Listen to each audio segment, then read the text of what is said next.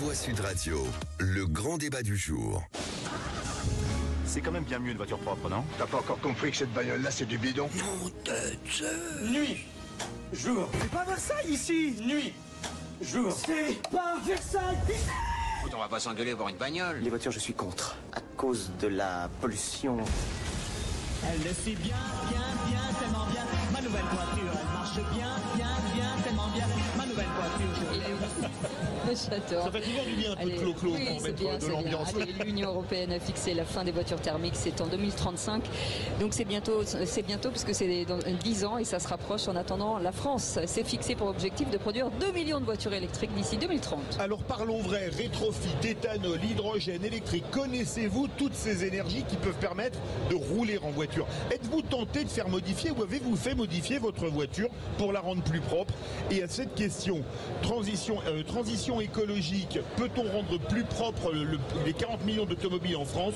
Vous dites non à 63%. Vous voulez réagir? Le 0826 300 300. Florence Lagarde, aujourd'hui l'échéance, ça y est, c'est parti. Hein, on est en route, comme on dit, en marche, pour ne pas parler de politique. Mais est-ce que les choses s'accélèrent? On voit qu'aujourd'hui au salon de l'automobile, 95% des voitures sont électriques. Ça veut dire que les autres motorisations aujourd'hui, on en fait quoi en fait? C'est ça le problème. Les autres motorisations, on va les avoir encore quand même un certain temps. Elles seront de moins en moins thermiques pures entre guillemets. Hein. Il y aura beaucoup d'hybridation. Il y aura du mild hybride, voilà, du 48 volts. Il y aura du full hybride, c'est-à-dire des voitures qui peuvent rouler, qui s'auto-rechargent, un peu type Toyota. Hein. Oui. Et puis il y aura de l'hybridation rechargeable et il y aura du 100% électrique. Je pense que c'est compliqué de manager autant de propositions. On a vu, on parle du bioéthanol, mais on a aussi du GPL qui est chez Dacia, par exemple, parce que l'électricité, propulsion électrique, c'est trop cher. Mais qui est beaucoup plus développé dans d'autres pays comme les Pays-Bas depuis 40 ou 50 ans. Le GPL. Le GPL, c'est très italien aussi. Oui, ou italien, oui. Oui, alors... Mais je rebondis sur ce que vous venez de dire parce que ça m'intéresse quand même, François-Xavier Pietret. Je me dis, est-ce que finalement on s'y retrouve encore dans tout ça en fait? Est-ce que déjà à l'époque on avait du mal à comprendre, hybride, rechargeable, pas rechargeable, machin, et là on part dans un espèce de panel, on est perdu, non? Non mais c'est un mirage. C'est un mirage pour moi, le transformer un parc automobile de 40 millions de véhicules en voitures propres, c'est un mirage. C'est un mirage absolu. Aujourd'hui, il y a 5 millions de voitures qui circulent en France qui ont plus de 20 ans. Quand vous regardez les statistiques faites par les sites de vente, ils vous disent vous avez à peu près un quart des recherches qui se font sur les véhicules de plus de 100 000 km. Pourquoi? Pour une seule raison, c'est une question de prix. Le prix, tout est dans le prix. Et je veux dire, à un moment donné, la transformation d'une voiture, ça a un coût. Et pourquoi faire? Je comprends l'intention, mais l'utilisateur quotidien, celui qui prend sa bagnole tous les jours, il faut qu'il soit animé d'une sacrée vertu ou d'une sacrée volonté d'aller vers cette transition pour qu'il passe le pas. L'autre possibilité, c'est de mettre de l'argent pour inciter le rétrofit, mettre de l'argent pour d'autres... Mais on n'en a plus d'argent. Et on voit bien qu'on ne peut pas tout à la fois pousser financièrement. Donc pour moi, c'est un mirage. Jérôme Loubert. Moi, je dirais qu'il y a 3 choses. La première chose, c'est le 100% électrique ou le zéro thermique comme on l'entend. Déjà, ce n'est pas la réalité de la loi telle qu'elle se définit et telle qu'elle risque d'être négociée, puisque on doit être sur le neutre en carbone. Et dans le neutre en carbone, on peut être sur du thermique, puisque le bioéthanol permet par exemple 70% de réduction des émissions. Les e-fuels vont être neutres en carbone. Non, mais les e-fuels vont être neutres en carbone et les E85 100% renouvelables avec les e-fuels sera neutre. L'hydrogène va être neutre, etc. Donc ça, c'est le premier point sur lequel on devrait avoir des solutions autres que l'électrique pour un panel un peu différent. Le deuxième point, c'est, vous l'avez dit, 95% des véhicules présentés sont électriques. On nous présente 95% de véhicules électriques alors que ça représente 15% du marché aujourd'hui. J'ai comme l'impression qu'on souhaite nous faire passer un message. Je crois mais que c'est clair. Il est subliminal. Mais les Français, c'est le petit village gaulois qui résiste et aujourd'hui on a quand même pas tellement... Non, c'est pas le petit village gaulois qui résiste. On est un des 3 marchés les plus électriques électrique. C'est même pas ça que je parle des automobilistes, hein, pas de la politique. Et aujourd'hui, les Français réagissent quand même moyennement. Non, mais ce que je veux dire, les Français achètent des véhicules électriques. Les Français n'achètent pas de véhicules électriques par conviction. C'est pas une question de sans prime, ils n'en achètent pas. C'est une question d'argent. Non mais voilà, donc c'est pas une question de Gaulois réfractaires. Les Français, ils sont pas plus réfractaires que d'autres. Il y a deux sujets. Il y a un, c'est l'argent. C'est-à-dire qu'à un moment donné, une voiture électrique, mais elle coûte toujours entre 30 et 40% plus cher qu'une voiture thermique. Et quand on nous annonce des prix en baisse, il faut voir quels sont les véhicules qu'on nous propose. C'est-à-dire des véhicules avec des batteries de plus en plus petites, avec de moins en moins d'autonomie. Je suis pas sûr que les Français adorent. Ça, c'est le premier sujet. Et le deuxième sujet, c'est, l'usage de la voiture. Vous avez aujourd'hui 30 millions de Français qui ne peuvent pas recharger chez eux. À un moment donné, 30 millions d'automobilistes qui ne peuvent pas recharger chez eux. Pour eux, la voiture électrique, c'est un mirage. Florence Lagarde. Moi, je voudrais juste donner quelques proportions. Si on parle du parc, aujourd'hui, et des ventes, aujourd'hui, les Français achètent plus de voitures de plus de 15 ans que de voitures neuves. Oui. Donc, déjà pour les proportions.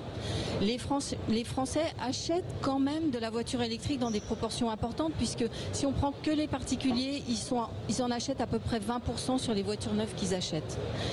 Mais dans des proportions sur un marché qui a baissé. Parce que le prix ayant monté, il y a un problème d'accès aux véhicules électriques.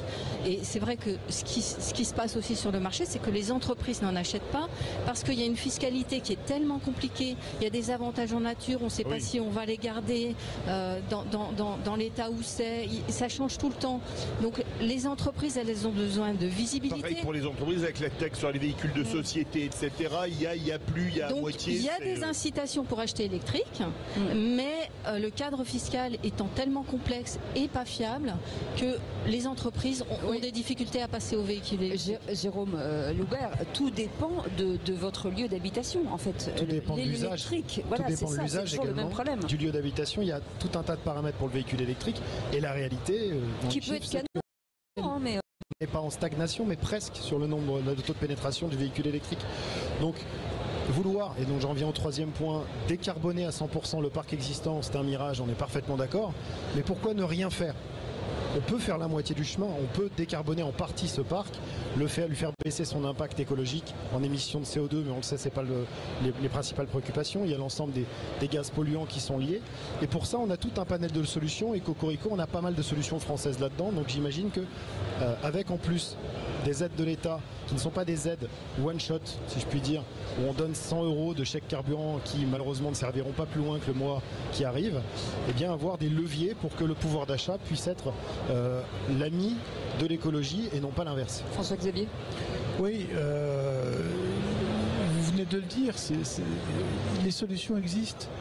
Le problème, c'est comment on les imprègne. Donc il faut que l'État aide. Parce que je pense pas mais elles ne sont pas très connues, ces solutions. Oui, plus, hein. mais de toute façon, elles sont forcément assez légères financièrement, parce que l'État a de moins en moins d'argent. Le ministre l'évoquait tout à l'heure. Le budget est compliqué à boucler. Le budget, on avait 1,5 milliard de consacré à l'aide à l'électrique l'an dernier, et cette année, on va avoir en 2025, on va avoir 1 milliard. Donc déjà, vous avez un tiers de moins. Le bonus va baisser, etc. Donc le sujet, c'est naturellement, le conducteur ne va pas se porter vers une solution plus abordable, si je puis dire, d'un point de vue de transition écologique, si on ne l'incite pas, si on ne lui en donne pas les moyens. Et vous feriez quoi ? Allez, demain vous êtes ministre, vous faites quoi ? Quel type de proposition vous faites ? C'est une bonne question. Bah oui, c'est une bonne question. Bien sûr que c'est une bonne question. Chacun à votre tour. Je vous préviens, Lagarde, il y a déjà eu une ministre qui s'appelait comme ça. Ouais. Florence Lagarde. Moi, si on me demande mon avis, je pense Allez-y, Christine.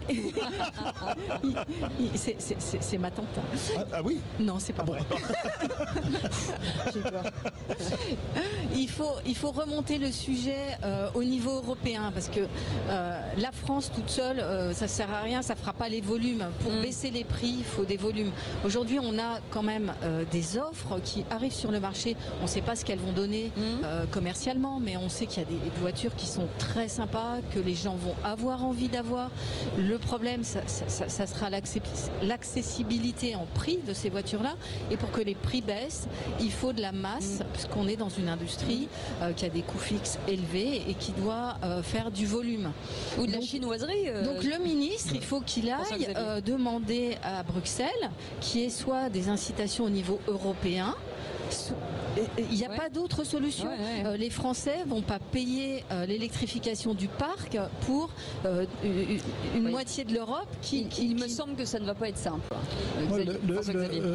Il y a un exemple, par exemple, c'est les batteries. Évidemment, le nerf de la guerre sur la voiture électrique, c'est la batterie. Voilà. 80% des batteries aujourd'hui avec le problème de l'approvisionnement en métaux rares. Oui, alors le cobalt, le lithium, etc. Mais sans, le nickel, mais sans parler de ça. Regardez ce qui se passe aujourd'hui en Europe. On parlait il y a 2 ans des gigafactories. C'était le sujet en train de monter. On nous a dit par exemple que on allait créer avec ACC, qui est la conjugation de Stellantis, Total Energy et Mercedes, l'Airbus européen de batterie. Vous vous souvenez, c'était l'Airbus européen de batterie. Il y a une usine qui est construite dans le Pas-de-Calais, qui a beaucoup de mal à sortir des batteries. Il y a des déchets très importants. Il y a des projets en Allemagne, en Italie, qui étaient sur la table, qui ne sont aujourd'hui suspendus. Et vous avez des pays comme l'Italie qui refusent maintenant de financer ces projets. Norvolt, autre grand européen suédois, 15 milliards d'euros consacrés à ça. La société, pour produire des batteries, la société est au bord du dépôt de bilan. Au bord du dépôt de bilan. Donc ce que je veux dire par là, c'est que on peut dire c'est super, c'est génial, etc. À un moment donné, le nerf de la guerre, c'est la batterie. Si on n'est pas capable en Europe de produire des batteries à faible coût, on n'y arrivera pas. Allez, 30 secondes, Jérôme. Moi, ministre, j'essaierai de répondre aux préoccupations et aux usages des Français. On l'a dit, le lieu d'habitation, l'usage. Donc, comme on l'a tous dit, je pense, en fait, c'est une question de fléchage de budget et pas uniquement de massifier les aides sur le bonus pour l'électrique, parce que si ça permet finalement de réduire le nombre de véhicules vendus tous les ans, c'est pas bon pour l'économie et l'industrie française de l'automobile, et au final c'est pas bon non plus pour l'État qui perd un grand nombre de recettes, puisque je vous rappelle que les véhicules neufs sont taxés à 20% de TVA. Eh bien vous restez avec nous, on fait une petite pause, les infos et puis la météo importante aujourd'hui, puisqu'on pense bien en tout cas à tous les territoires qui sont sous les eaux aujourd'hui à cause des intempéries, et on parlera rétrofit dans un instant. Allez, à tout de suite. Sud Radio. Sud Radio. Parlons vrai. Parlons vrai. Sud Radio. Parlons vrai.